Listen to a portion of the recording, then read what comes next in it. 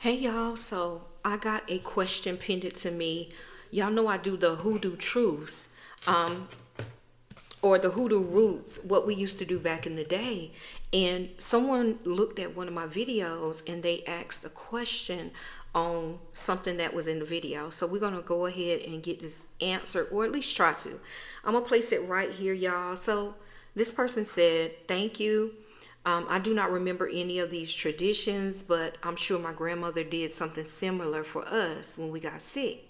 By the way, do you know what was placed in the medicine sack that went around the neck of people who had chest colds?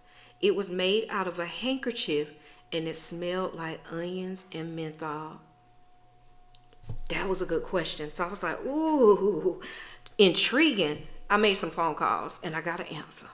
So I called around to an elder, and y'all know elders are just the older people in the family, right? Yes, ma'am. You remember that right. As soon as I asked the question, they already knew what I was talking about. So when somebody got sick, especially with a chest cold, y'all know them heavy colds they used to call tuberculosis.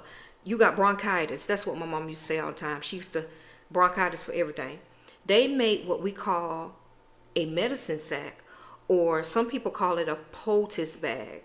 They'll grab a clean handkerchief, drop it in like a few slices of white onion, a clove of garlic, a dab of menthol rub, Vapors, Vicks. Is it Vicks Vapor Rub? That, and it was another one, icy cold back in the day. Y'all remember that? That's the menthol rub, the blue stuff.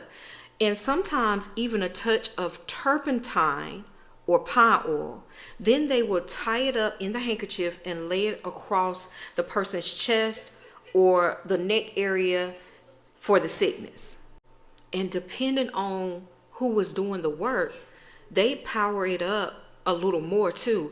Some also added like a camphor cube or a bit of that stink resin.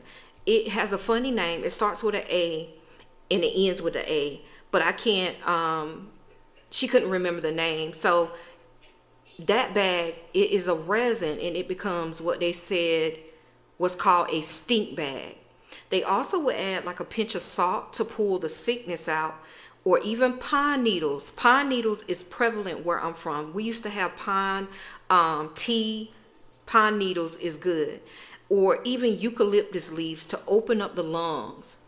Even now and then they tuck a folded paper in there in the handkerchief with Psalms 91 or Psalms 23 written on it. Because, baby, that's healing. That's healing for the physical and the spiritual. Now, that smell was stinky, but that smell also meant that somebody loved you enough to stay up, pray, and work that remedy till you could breathe again. They weren't just treating a cold, they were covering you in care in spirit. See, that's what I say about Carolina rooted traditions. I talk about it came straight out of our homes, out of our grandmama's kitchen at times, and straight spirit led, y'all. That is exactly what that is. It was prayer, power, and patience wrapped up in one little handkerchief. They added their personal touches. They added sacred pouches. They added also items like tobacco, sage, cedar, sweetgrass, stones, spiritual or personal significance to you, or whatever they conjured up. Yeah, all of that. And one thing that she did say was they would wear it or carry it for spiritual well-being and identity to you. And that practice came from Native Americans who understood the medicine of the earth and spirit long before modern medicine caught up.